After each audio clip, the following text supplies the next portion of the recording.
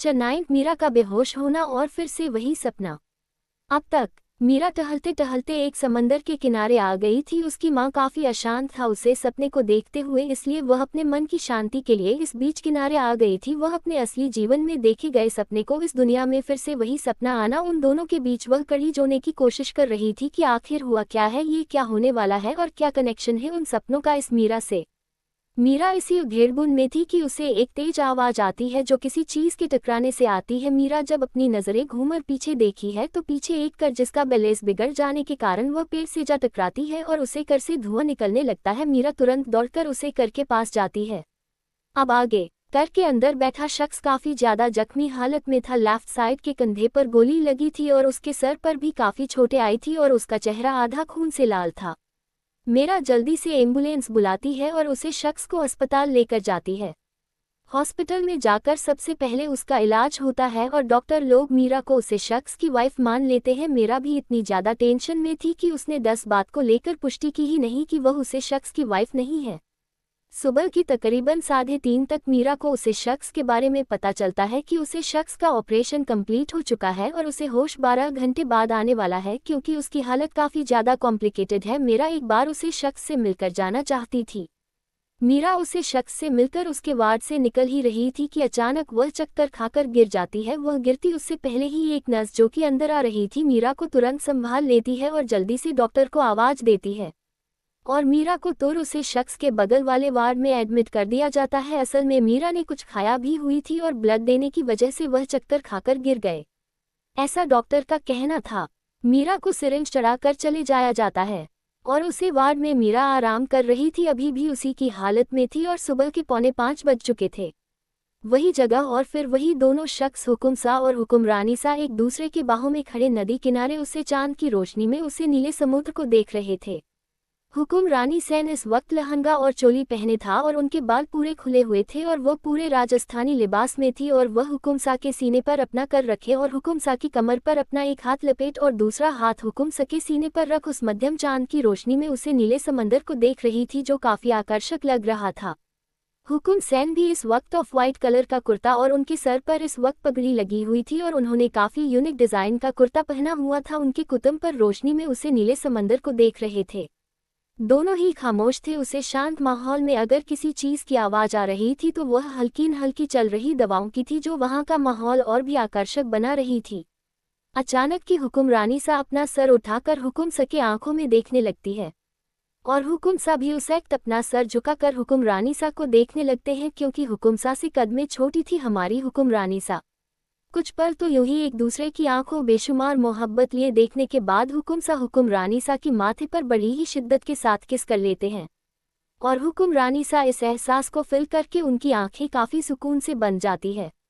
यही तो मोहब्बत थी। उनकी नज़र की बिना कहीं उनके हुकुम सा उनके जज्बातों को समझ जाते थे।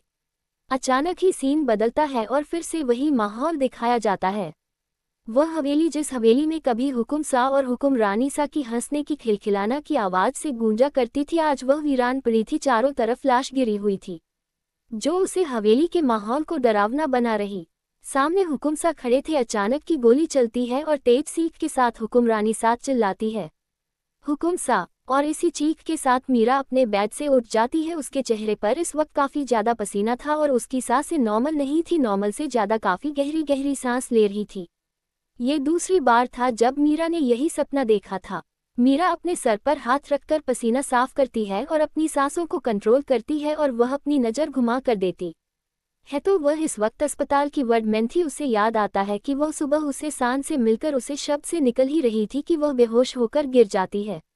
मीरा जल्द से अपना फ़ोन ढूंढती है तो उसे अपने बैग के बगल वाली टेबल पर मिल जाता है और वह टाइम उठाकर देखती है तो इस वक्त सुबह और 6 बजे बज रहे थे और मीरा जल्दी से टाइम देखकर हाथ बाते हुए बेड से उठती है और जल्दबाजी में वह अस्पताल से निकल जाती है और अपने होटल रूम की तरफ जाती है।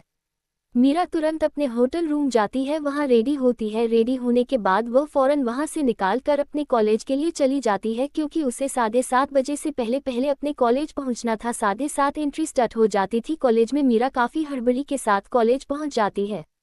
मीरा कॉलेज पहुंचती है और एग्जाम हॉल की तरफ चली जाती है। वह इस दौरान अपने हाथ में पहनी घड़ी में टाइम देखते हुए अपने कदम बढ़ा रही थी। मीरा जल्दी से अपनी क्लास में जाकर बैठ जाती है और उसका एग्जाम स्टार्ट हो जाता है। तकरीबन 2.5 घंटे में मीरा का एग्जाम कंप्लीट हो जाता है और वैसे ही वह अपने क्लास से निकल आती है। आगे जाने के लिए पढ़ते रहिए मेरी कहानी रिबॉर्न इन बुक।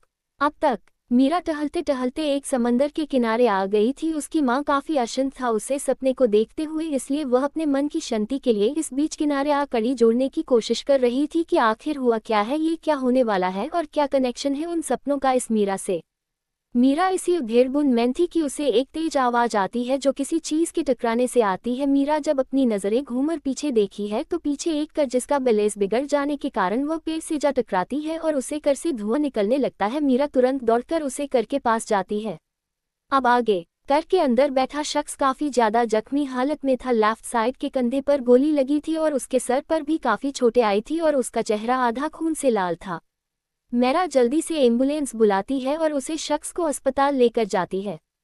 हॉस्पिटल में जाकर सबसे पहले उसका इलाज होता है और डॉक्टर लोग मीरा को उसे शख्स की वाइफ मान लेते हैं। मीरा भी इतनी ज्यादा टेंशन में थी कि उसने इस बात को लेकर पुष्टि की ही नहीं कि वह उसे शख्स की वाइफ नहीं है।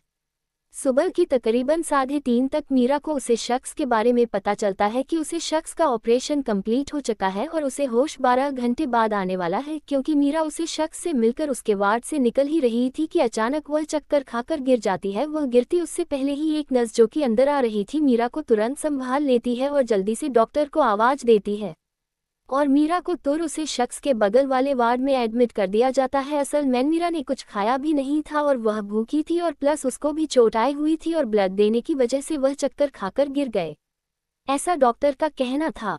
मीरा को सिरिंज चढ़ाकर चले जाया जाता है और उसे वार्ड में मीरा आराम कर रही थी, अभी भी उसी की हालत में थी और सुबह के 4:45 बज चुके थे। वही जगह और फिर वही दोनों शख्स हुकुम सा और हुकुमरानी सा एक दूसरे के बाहों में खड़े नदी किनारे उसे चांद की रोशनी में उसे नीले समुद्र को देख रहे थे। हुकुमरानी सेन इस वक्त लहंगा और चोली पहने था और उनके बाल परे खले हुए थे और वह परे राजस्थानी लिबास में हुकुम सके सीने पर रख उस मध्यम चांद की रोशनी में उसे नीले समंदर को देख रही थी जो काफी आकर्षक लग रहा था। हुकुम सैन भी इस वक्त ऑफ वाइट कलर का कुर्ता और उनके सर पर इस वक्त पगड़ी लगी हुई थी और उन्होंने काफी यूनिक डिजाइन का कुर्ता पहना हुआ था। उनके कुर्ते पर काफी बारीकी से डिजाइन किया गया था और वह अपनी हुकुम रानीसा को अपनी बाहों में लिए उसे मध्यम चांद की रोशनी में उसे नीले समंदर को देख रहे थे।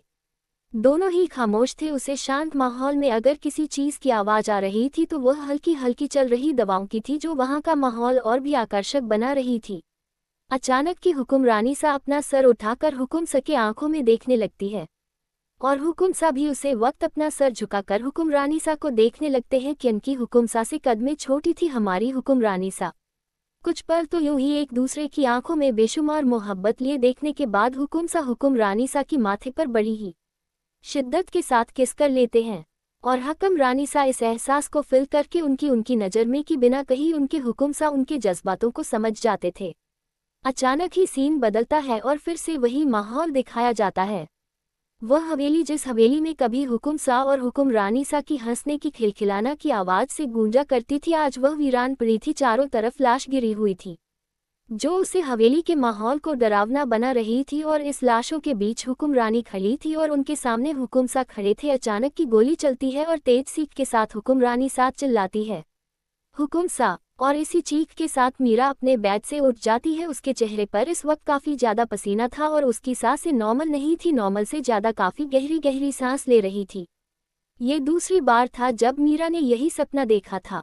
मीरा अपने सर पर हाथ रखकर पसीना साफ करती है और अपनी सांसों को कंट्रोल करती है और वह अपनी नज़र घुमा कर देती है तो वह इस वक्त अस्पताल की वार्ड में थी। मीरा जल्द से अपना फ़ोन ढूंढती है तो उसे अपने बेड के बगल वाली टेबल पर मिल जाता है और वह टाइम उठाकर देखती है तो इस वक्त सुबह के 6 बजे बज रहे थे और मीरा जल्दी से टाइम देखकर हाथ बढ़ाते हुए बेड से उठती है और जल्दबाजी में वह अस्पताल से निकल जाती है और अपने होटल रूम की तरफ जाती है।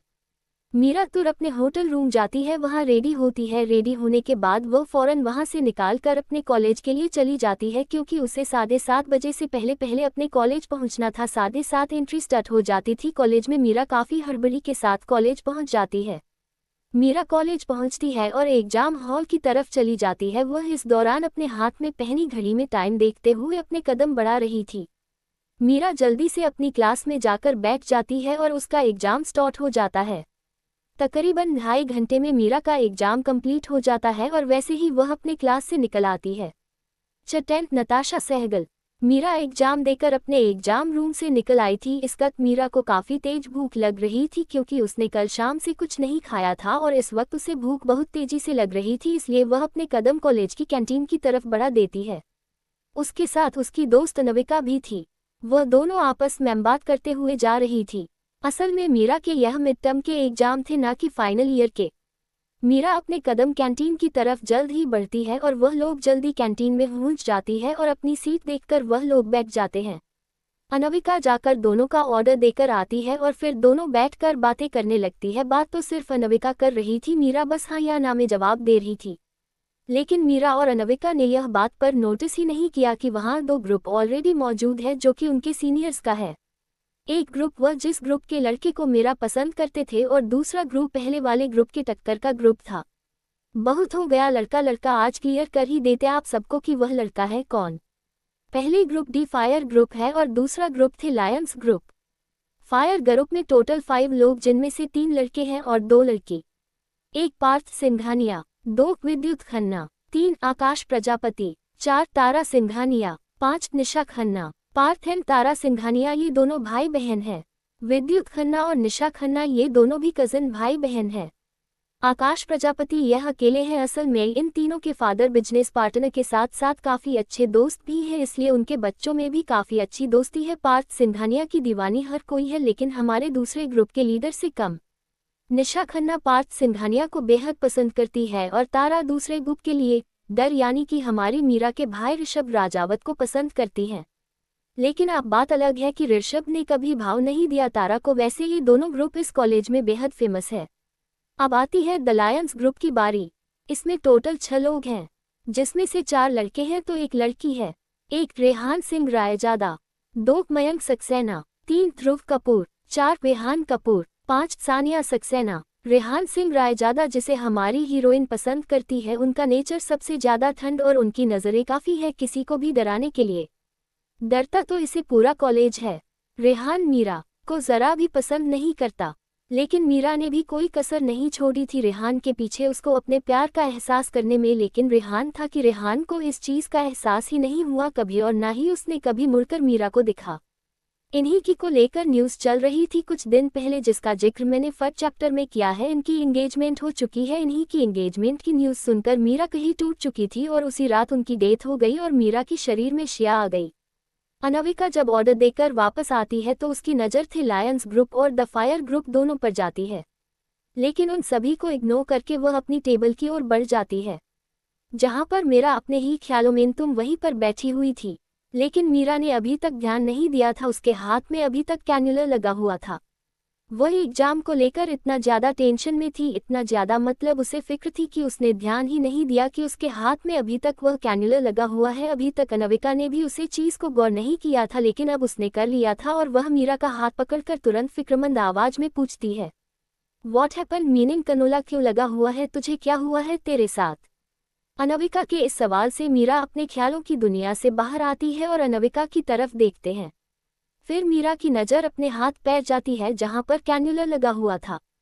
कैन्युलर को देखकर मीरा एक गहरी सांस भरती है और फिर अनिका की तरफ देखकर कहती है, नथिंग सीरियस। बस ये 2 शब्द में जवाब देकर मीरा एकदम शांत हो जाती है और फिर से वह चुपचाप गुमसुम सी हो जाती है। और इसी चुप्पी को अनविका ये समझ लेती है कि अभी कुछ दिन पहले जो रेहान की एंगेजमेंट की न्यूज़ आई थी टेलीविज़न पर, इस वजह से मीरा काफ़ी ज़्यादा अपसेट है और डिप्रेशन में है। लेकिन अनविका को असली वजह नहीं पता थी, इसलिए उसने अपने आप में ही यह अनुमान लगा लिया कि हो ना हो मीरा रेहान की वजह से फिर से अपसेट है।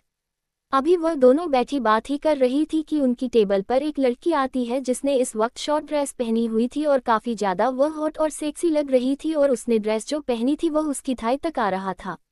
वह काफ़ी अदा के साथ चलते हुए अनविका और मीरा की टेबल के पास आती है और एक चेयर पर बैठ जाती है। अनविका ने उसे लड़की की तरफ अपनी नज़र उठाकर देखा तो उसके चेहरे पर एक्सप्रेशन काफ़ी ज़्यादा खराब हो गया। इससे साफ सही था कि वह सामने बैठी लड़की को देखकर काफ़ी चिढ़ महसूस कर रही थी। वही मीरा तो अपने ही ख्याल में सोई हुई थी, काफ़ी ज़्यादा गुमसुम थी। वह उसने ध्यान ही नहीं दिया कि उसके सामने उसकी ही टेबल पर कोई बैठा हुआ है और अपनी नफरत भरी निगाहों से उसे घूर भी रहा है। वह लड़की कोई और नहीं नताशा सहगल थी। सहगल खानदान की बड़ी बेटी और रेहान सिंह रायजादा की ऑफिशियल वुड बी वाइफ थी, को नीचे दिखाने और उसके जख्मों को फिर से हरा करने आई थी।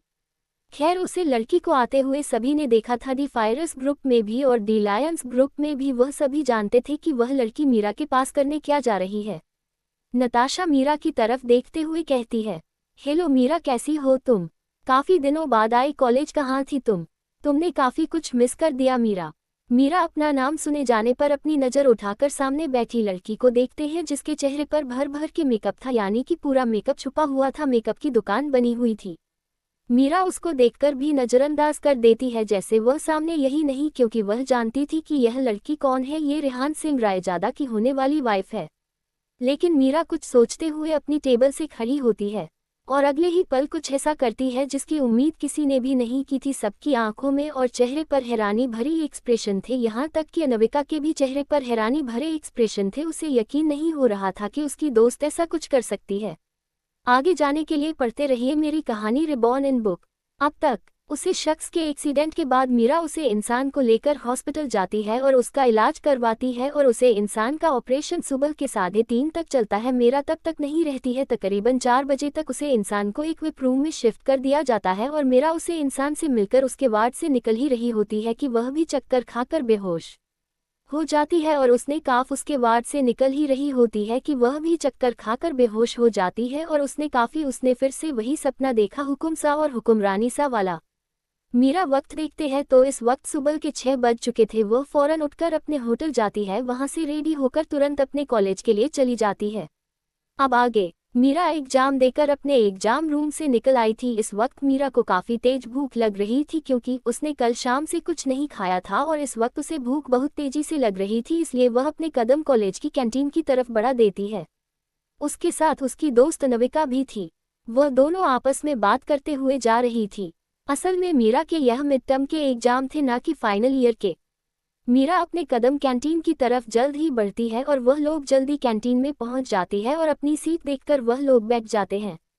अनविका जाकर दोनों का ऑर्डर देकर आती है और फिर दोनों बैठकर बातें करने लगती है। बात तो सिर्फ अनविका कर रही थी, मीरा बस हाँ या ना में जवाब दे रही थी।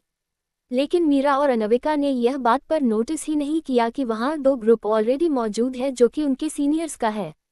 एक ग्रुप वह जिस ग्रुप के लड़के को मीरा पसंद करते थे और दूसरा ग्रुप पहले वाले ग्रुप के टक्कर का ग्रुप था। बहुत हो गया लड़का लड़का, आज क्लियर कर ही देते आप सबको कि वह लड़का है कौन। पहले ग्रुप दी फायर ग्रुप है और दूसरा ग्रुप थे लायंस ग्रुप। फायर ग्रुप में टोटल 5 लोग हैं, जिनमें से 3 लड़के हैं और 2 लड़की। 1 पार्थ सिंघानिया, 2 विद्युत खन्ना, 3 आकाश प्रजापति, 4 तारा सिंघानिया, 5 निशा खन्ना। पार्थ एंड तारा सिंघानिया ये दोनों भाई बहन हैं।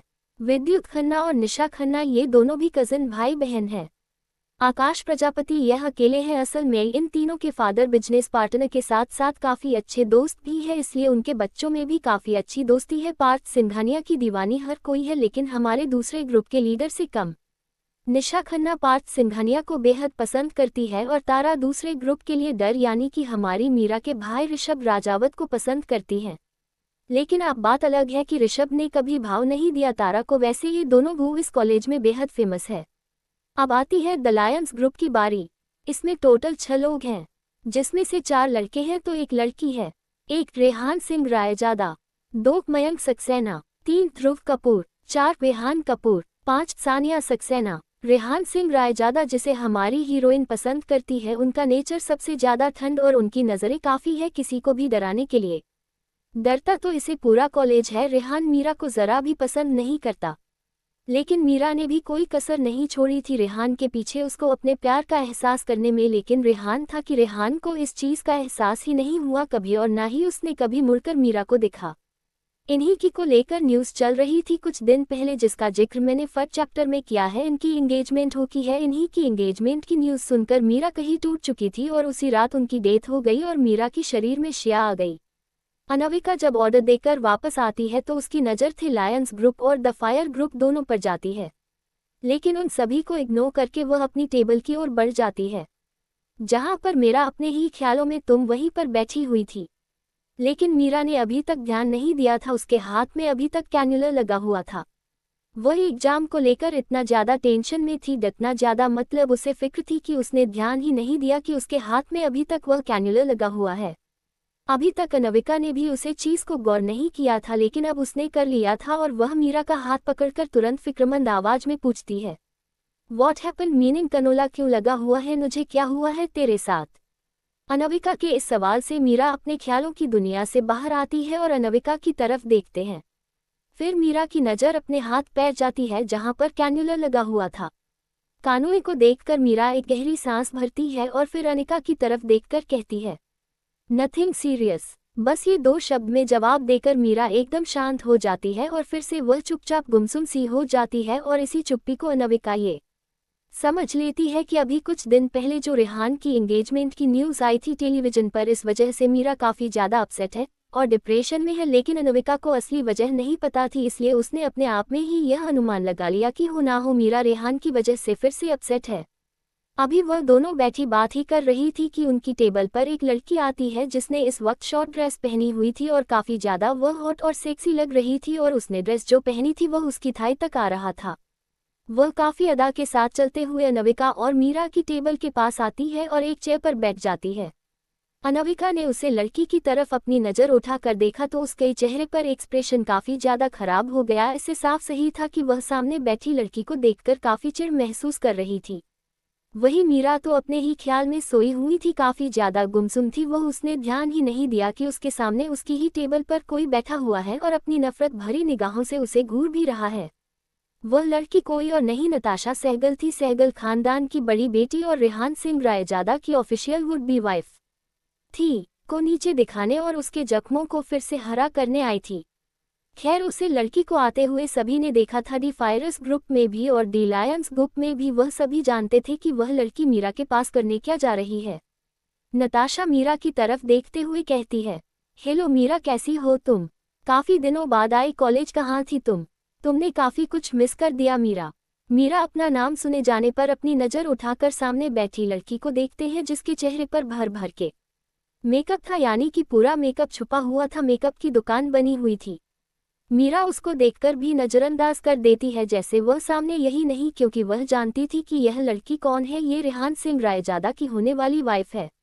लेकिन मीरा कुछ सोचते हुए अपनी टेबल से खड़ी होती है और अगले ही पल कुछ ऐसा करती है जिसकी उम्मीद किसी ने भी नहीं की थी। सबकी आंखों में और चेहरे पर हैरानी भरी एक्सप्रेशन थे, यहाँ तक कि अनविका के भी चेहरे पर हैरानी भरे एक्सप्रेशन थे। उसे यकीन नहीं हो रहा था कि उसकी दोस्त ऐसा कुछ कर सकती है। आगे जाने के लिए सुनते रहिए मेरी कहानी reborn in book. Next episode के लिए लाइक एंड सब्सक्राइब करें। कमेंट करके बताएं स्टोरी कैसी लगी। धन्यवाद।